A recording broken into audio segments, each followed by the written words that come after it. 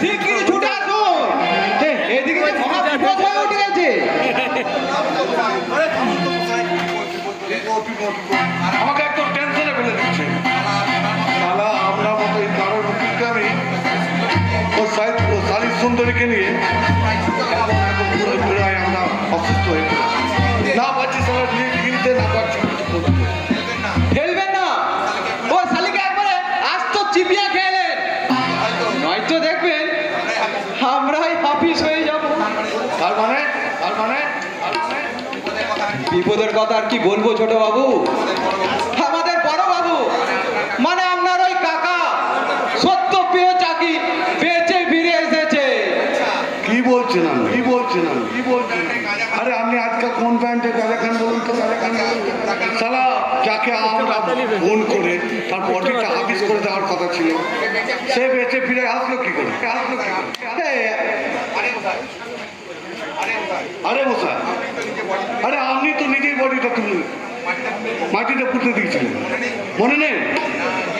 না মানে অপরাধ দেবেন না ছোট বাবু, সেদিন আমি মিথ্যে বলেছিলাম। মিথ্যা মানে?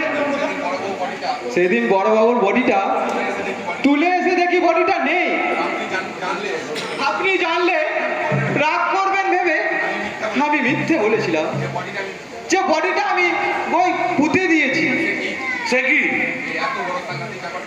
এত বড় সাংঘাতিক ব্যাপারটা আপনি চেপে রেখে দিলেন? ইচ্ছা করল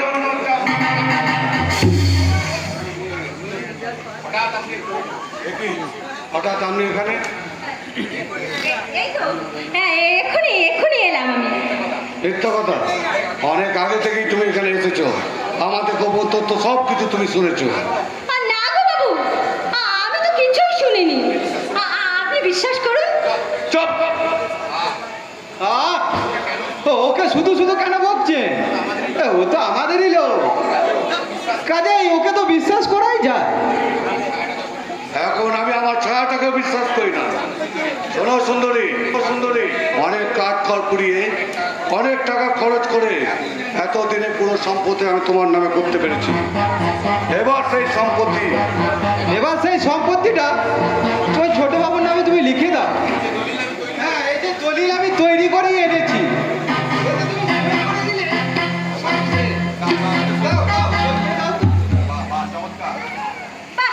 চমৎকার! নকল বউ হলেও এখন আমি সারা কোটি কোটি টাকার মালকিন।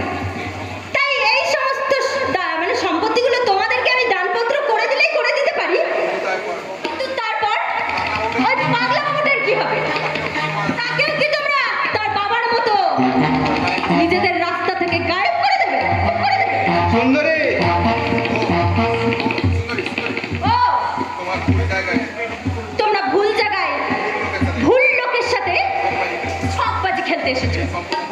এই সম্পত্তি যার নামে হওয়া উচিত আমি তার নামেই করে দেব, অন্য কারোর নামে নয়।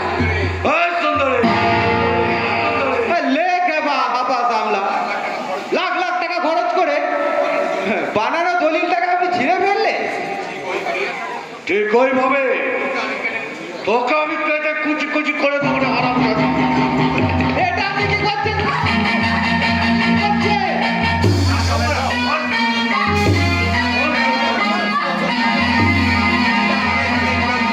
এটা অনেক আগেই করা উচিত ছিল, সেটা তাহলে এবার করবো আমি। আমার তাহলে বেইমানি করা কিছু ফল, সেটা তুমি এখন তাহলে ঠিক হবে।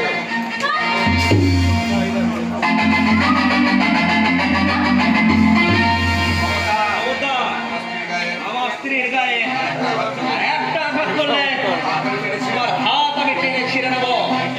কি?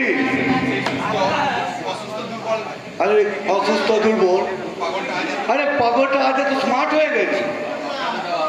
তোমাদের আপনাদের দেওয়া বিষাক্ত ওষুধটাকে বন্ধ করে আমি গোপনে ওর চিকিৎসা করিয়েছি, ওকে সুস্থ করে তুলেছি।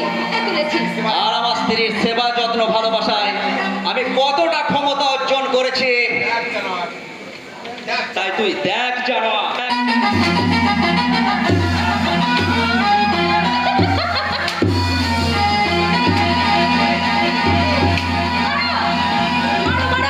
ওই শয়তানটাকে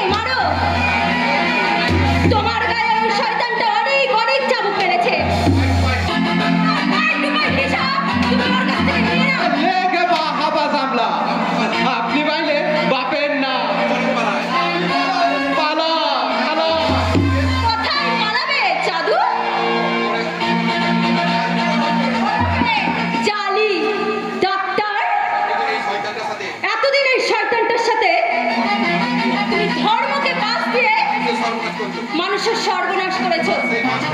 আর এই সেই পাশটায় এবার নিজে না।